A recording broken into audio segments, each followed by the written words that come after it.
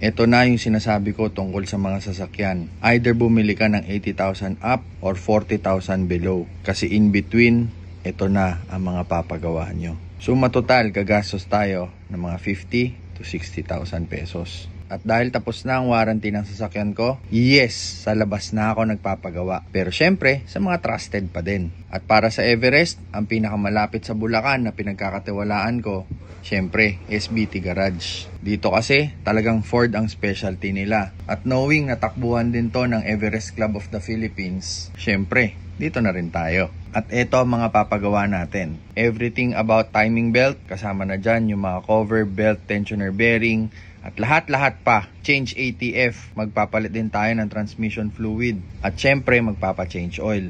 Itong mga ginagawa natin ay para hindi lumaki yung gastos. Oo, malaki na siya ngayon. Pero pag napabayaan ng mga yan, paniguradong yung gagastosin mo na yan, baka mas dumoble pa. At syempre, dahil magpapalit na tayo ng timing belt, since wet naman ay gagamitin ko na ang gusto kong langis. Para dito, Mobil.